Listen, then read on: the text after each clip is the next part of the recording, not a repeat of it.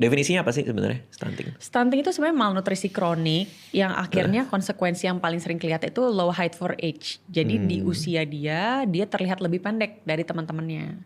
Tapi sebenarnya problemnya tuh jauh beyond the height gitu. Dia tuh masalah malnutrisi, terus kapasitas otak juga nggak berkembang sempurna, terus kayak resiko metabolic disorders di masa yang akan datang, atau dia resiko ngelahirin lagi anak stunting lagi gitu.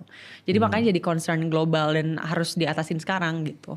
Problem itu mulai dari bayi atau sebenarnya dari konsepsi, dari hamil pun juga udah?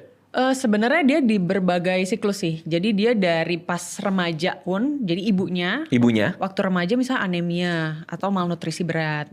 Dia akan jadi ibu hamil yang malnutrisi juga. Ngelahirin anak akhirnya berat badan lahir rendah atau prematur gitu.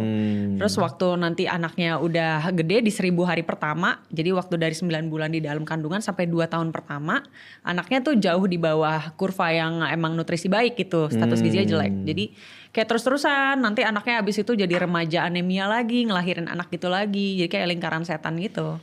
Berarti artinya justru dimulai dari ibunya ketika remaja ya? Bener. Sebelum anaknya stunting, ibunya pas remaja pun juga harus udah diberesin gitu ya? Betul. Jadi makanya sekarang kalau pemerintah ngasih program stunting juga berbagai fase kehidupan gitu. Jadi remaja iya, ibu hamil iya, menyusui iya gitu. Sama balita iya. Sebenarnya makanan apa yang katakanlah seorang calon ibu dari remaja itu harus penuh kebutuhan gizinya kan?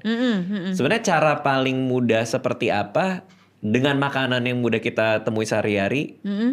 Seperti apa yang cukup gitu untuk memenuhi kebutuhan? Ya, jadi waktu aku tuh kan di NTB dulu ya, juga sempat praktek, terus juga ke NTT itu salah satu daerah yang emang angka stuntingnya gede banget kan.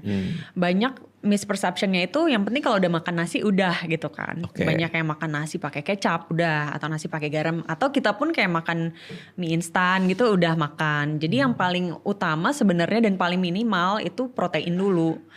Terpenuhi protein. Selama nggak ada gangguan ginjal tuh should be 1,2 sampai 2 gram per kilogram berat badan ideal terpenuhinya.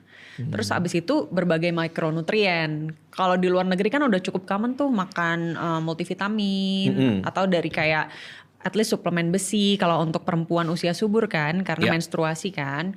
Nah di kita tuh banyak yang nggak aware dengan itu. Jadi kekurangan protein iya, kekurangan mikronutrien iya, terutama waktu remaja atau wanita usia subur gitu. Itu